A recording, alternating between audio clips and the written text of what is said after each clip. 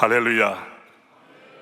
이번 기도회는 기도에 대한 설명이 많은 기도회가 아니라 기도의 불을 받는 기도회 되길 바랍니다. 기도는 이론이 아니라 삶의 리얼리티, 실제이기 때문입니다. 사실 저는 개인적으로 확신하기는 기도가 가는 대로 인생이 간다, 기도가 가는 대로 교회가 간다, 기도가 가는 대로 총회가 간다, 기도가 가는 방향대로 나라가 간다고 믿습니다. 30년 전에 저는 고독하고 외로운 목사였습니다. 노회에서 위임 목사로 투표를 한 저를 임시 목사로 바꾸었습니다. 제가 부임하지 않으면 교회는 4분 5일이 됩니다.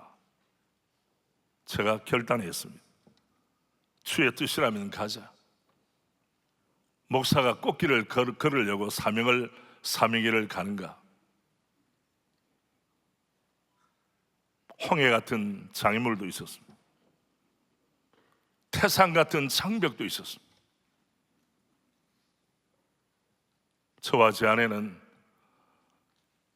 집에 가지 아니하고 저는 저희 교회 강단 위에서, 저희 집 사람은 저 회중석의 기둥 옆에서 주여 불쌍히 여겨 주옵소서, 살려주세요. 물 설고 나선 곳에 의지할 곳은 아무 데도 없습니다. 주님 붙들어 주세요. 왜 제가 말씀드리는가 하면, 많은 사람들이 저 교회는 안 된다, 지하실에 있던 교회가 분열까지 되니 지상에 올라오기는 틀렸다, 그런 평가를 많이 했습니다. 제가 저희 교회 부임하기 전에 대전의 여러 교회를 먼저 한 주 전에 방문했습니다.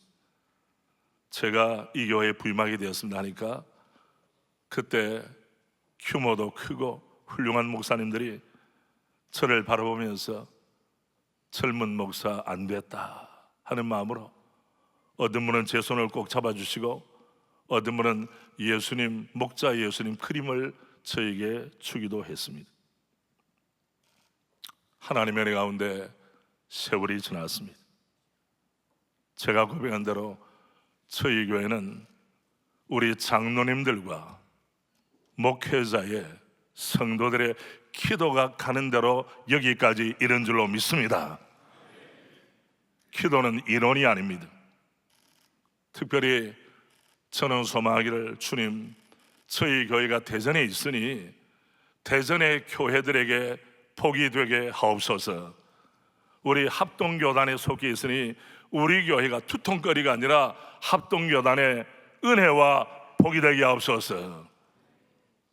사실 제가 총회장이 되고 나서 여러 가지 생각을 했습니다. 그런 동안에 소리 소문 없이 총회를 위하여 한결같이 봉사하시는 분들, 이분들이 어떤 분들일까?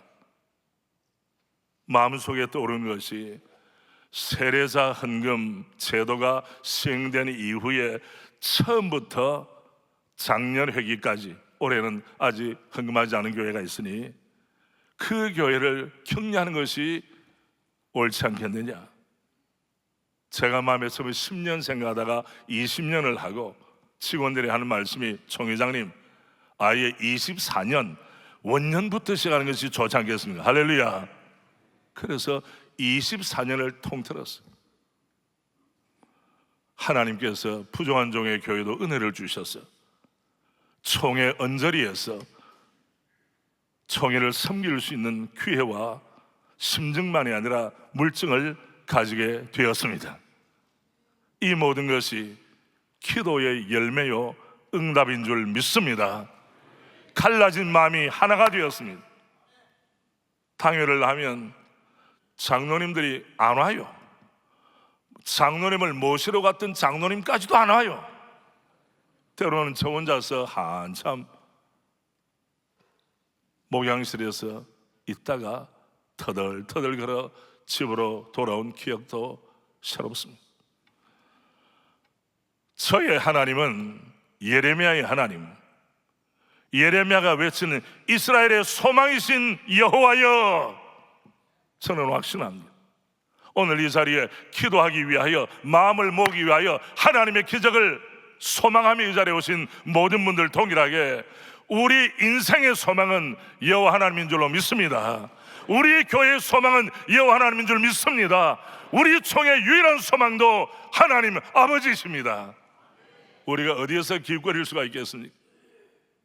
제가 교회 문제를 극복하기 위해서 노회 유력한 분들을 찾아가면 밥은 얻어먹을 수가 있죠. 그러나 교회의 미래는 어떻게 알겠습니까? 저는 기도의 능력과 기도 응답을 실제로 많이 체험했기 때문에 하나님, 이번 60일의 목사장으로 기도를 통해 기도의 불이 우리의 심령과 우리 교회와 우리 당회와 사랑의 교회와 우리 총회에 충만히 임하게 하시사 이 불이 넘쳐나서 우리 조국 대한민국을 새롭게 하는 영적인 계기가 되게 하옵소서. 우리의 소원은 복잡하지 않습니다. 그리고 예레미야는 고백했습니다. 우리의 피난처이신 여호와여, 주님밖에 우리의 피난처가 없지요. 어디에서 우리가 안식하고 평안을 누리고 소명을 재발견하고 사명을 힘있게 추진할 수 있는 원동력을 어디서 얻겠습니까? 피난처 되신 주님의 품 안에서 다시 새 힘을 얻을 줄로 믿습니다. 딱 60년 전 1964년 2월 5일 바로 천해에 고려파가 들어왔다가 나가버렸어요. 몇 해 전에는 1959년에는 통합이 이탈해버렸습니다. 우리 합동교단은 외롭고 쓸쓸했습니다. 우리의 미래를 어떻게 해결할 것인가 해답이 없었습니다. 그때 우리 선배 목사님들은 기도를 통해 새로운 시대를 열어가기로 결심했습니다. 기도의 줄을 잡기로 결단했습니다. 먼저 목사님들이 모여 간절하게 눈물로 기도했습니다. 주여 우리 총회를 살려주옵소서. 다음 달 64년 3월 20일 장로님들이 모여서 기도했습니다. 그리고 65년도에 대구 서문교회에서 제2회 목사님 장로님이 연합해서 기도를 하여 지금까지 이어지게 된 것이 바로 전국 목사 장로 기도회입니다. 우리 하나님께서 이 기도회를 통해 하실 일이 무엇이겠습니까? 제가 오늘 KTX를 타고 오면서 중앙 일간지에 이런 기사가 나왔습니다. 2단의 기사, 중앙 일간지입니다. 언론이라고 다 신뢰할 필요도 없어요. 2단인 줄 모릅니까? 한국에 2단인 줄 압니다. 그런데도 이 광고를 전면으로 실었다는 것은 뭘 받았다는 겁니까? 광고 위반 받았죠. 예레미야 시대는 만몬에게 고개 숙이는 사람들이 많았습니다. 하나님의 성전이 오염되었습니다. 이러다 보니까 영적인 것뿐 아니라 사회적으로도 무질서하게 되었습니다. 예레미야 3장 1절부터 5절은 이렇게 말씀합니다. 그들이 말하기를 가령 사람이 그의 아내를 버림으로 그가 그에게서 떠나 타인의 아내가 된다 하자 남편이 그를 다시 받겠느냐? 그리하면 그 땅이 크게 더러워지지 아니하겠느냐? 2절 뒤에도 보면 음란과 행악으로 이 땅을 더럽혔도다. 3절 그러므로 단비가 그쳤고 늦은 비가 없어졌느니라. 그럴지라도 내가 창녀의 낯을 가졌으므로 수치를 알지 못한다니라.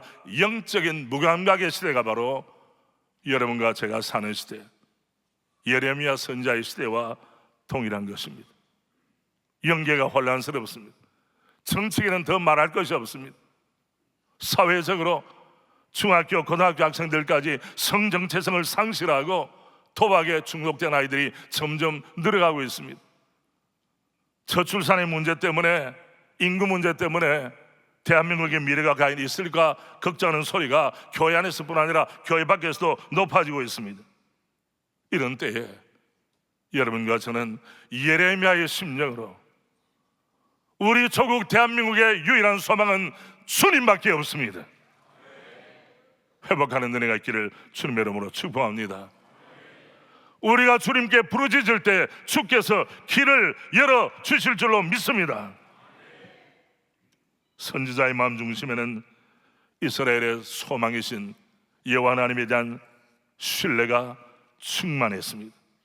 그는 눈물로 기도했습니다. 우리의 총의 유일한 소망이신 여호와 하나님께서 우리의 심령을 터치하시고 우리의 마음을 붙들어 주시고 우리 교회를 안수하시고 우리 총에 기름 부어주시면 다시 한 번 더 우리는 빛을 발하여 주의 영광을 위하여 미래를 힘있게 살아갈 수 있는 줄로 믿습니다. 우리의 총의 소망이신 주님을 찬양합니다. 히브리서 13장 7절 8절 보면 하나님의 말씀을 너에게 일러주고 너희를 인도하던 자들을 생각하며 그들의 행실의 결말을 주의하여 보고 그들의 믿음을 본받으라. 정말 잘 살았던 일사가구의 주기철 목사님, 산돌 손양원 목사님, 위대한 신앙의 선조들의 발자취를 따라가는 것은 우리의 특권입니다. 그러나 완벽한 사람은 존재하지 않습니다. 13장 히브리서 8절, 13장 8절에 보면 예수 그리스도는 어제나 오늘이나 영원토록 동일하시느니라. 여러분과 저의 유일한 소망인 줄로 믿습니다. 저는 이 시간 많은 말씀을 드리지를 않겠습니다.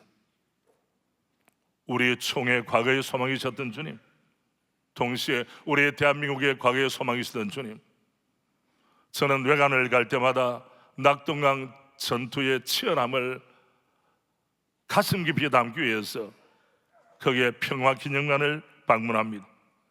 1950년 8월 1일부터 1950년 9월 24일까지 55일 동안 시체는 산을 이루고 피는 강을 이루었다. 시산혈하. 낙동강 전선이 무너졌다면 오늘의 대한민국은 없습니다. 믿음의 가족 여러분, 사랑하는 목회자님, 장로님 여러분, 우리 모두가 영적인 낙동강 전선이 되었어요. 세속과의 물결을 막아내는 은혜가 있기를 바랍니다. 우리 총의 현재의 소망이신 하나님, 주의 손 붙잡고 믿음으로 전진할 때 주께서 모든 장애물을 제하시고 상상을 초월한 은혜로 함께 하실 줄로 믿습니다. 우리 총의 미래의 소망이신 여호와 하나님, 우리의 미래 세대를 누구를, 무엇을 그들의 손에 들려줘야 합니까? 다른 것은 비록 못 준다 할지라도 살아계신 하나님에 대한 분명한 신앙을 심어주면 그들의 미래는 활짝 열릴 줄로 믿습니다. 본문 바로 앞쪽에 이렇게 되어 있습니다. 그러나 무릇 여호와를 의지하며 여호와를 의뢰하는 그 사람은 복을 받을 것이라. 그는 물가에 심어진 나무가 그 뿌리를 강변에 뻗치고 더위가 올지라도 두려워하지 아니하며 그 잎이 청청하며 가무는 해도 걱정이 없고 결실이 그치지 아니함 같으리라. 누구에게 이런 복이 임합니까? 여호와를 소망으로 삼는 사람, 여호와를 피난처로 삼는 사람들에게 주님은 이 복을 약속해 주셨습니다. 예레미야는 슬픈 눈물의 선지자였습니다. 그러나 어려운 가운데서도 그는 주님 앞에 엎드리기를 쉬지 않았습니다. 주님은 말씀하셨습니다. 예레미야 33장 2절 3절은 소위 기도의 약속의 대명사로 나타납니다. 이를 행하는 여호와, 그것을 만들며 성취하는 여호와, 그 이름을 여호와라 하는 이가 이같이 이르노라. 너는 내게 부르짖으라. 그리하면 내가 내게 응답하겠고 내가 알지 못한 크고 은밀한 일을 보이리라. 이번에 기도회가 하나님께서 허락하시는 큰 일과 은밀한 일을 내 심장에 담고 다시 목양의 현장으로 내가 섬기는 교회로 돌아가는 은혜가 있기를 바랍니다. 많은 교우들이 우리 장로님들 얼굴을 볼 때, 우리 목사님들 얼굴을 볼 때 우리 장로님이 은혜 받았구나, 기도의 불을 받았구나, 우리 목사님이 새로워졌구나, 이런 영적인 증표를 가져갈 수 있도록 하나님께서 이 기도회에 시간마다 놀라운 은혜 허락해 주시기를 원합니다.